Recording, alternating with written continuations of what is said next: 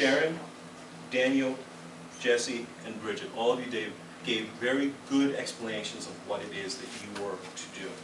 Very well done. On your report, David, very thorough, and you gave us a conclusion. This is the end of my report, sir.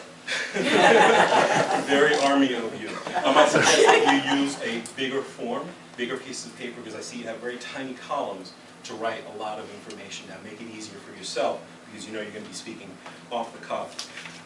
Sharon, great explanation, great humor, great energy, and I appreciate that. And I always love the fact that you always leave us with 2 or 3 things. We're like, oh, I hadn't thought about that. It's not repeating the same old information.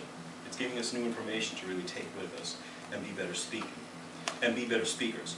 A point that I'm just going to mention here, because it happened twice, although it did happen elsewhere as well, there was talk back. This is Sharon's time to give her report.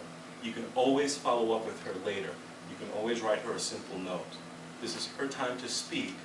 So even if you have something funny to add, and I'm looking specifically at the 2 people, not to point you out, but just because this is what happened, just allow Sharon to give a report. Word of the day, Daniel. I thought that was a good word and introduced us to a word that I hadn't heard before. The tricky thing is giving us all the information we need to be able to use that word effectively. So you might want to consider that. You might also want to consider having the definition be a little bigger so that we can all see it with greater ease. And then Jesse, this is between you and your Toastmaster today. I always find a joke most effective when you just tear into it. It was a great joke, it was a nice, short, simple joke, but you kind of like let me down with the explanation. And then I had to lean over to my neighbor. It's like, did the Toastmaster ask the humorist to give an explanation? Yeah, she did. You give the explanation for the joke, you just tear into the joke, and we laugh. That's it. Consider that for the next time.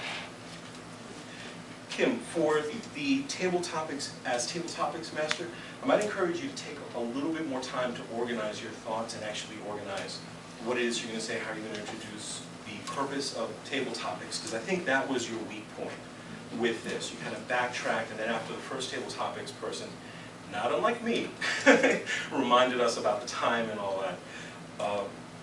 Being a little bit organized would help everything go well. 2 topics, so we were on time. Both of them were very, very good, and I appreciate that.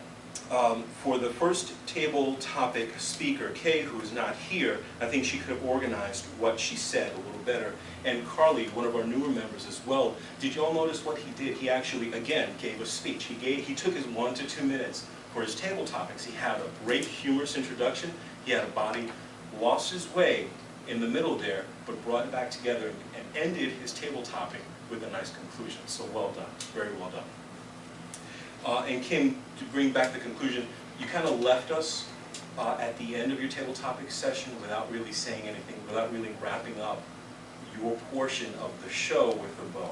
So just how you gave us a great introduction, you might want to consider giving us a great conclusion as well. It doesn't have to be more than a sentence or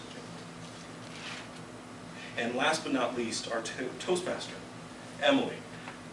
When I introduced her, I said that she was going like gangbusters, and man, her first time out as Toastmaster was no different. Emily was very well organized. She had a great introduction to, as far as topic is concerned, she broke down the meeting overall. If you remember, she started out talking about spring cleaning, this chance for renewal, and then very gently went into this overall structure of meeting. We're going to have 3 parts. Very well done. You clearly communicated with all of your role participants beforehand. And your transitions were not prepared. They were natural, they were spontaneous, they were humorous. And you reacted as you should have, I feel, to what actually occurred in the meeting. So props for that. Just like I didn't ask for the, I messed up with the timing. That's something that you can also do as well. So we all have to work on that. Delineating how much time everyone has and then asking for a timer's report. It wasn't exactly clear to me, but I was multitasking here. If all of the 3 speeches were within time and eligible for the best speaker. So that's something you might want to clarify as well. Great agenda, great talk, very natural. And thank you very much.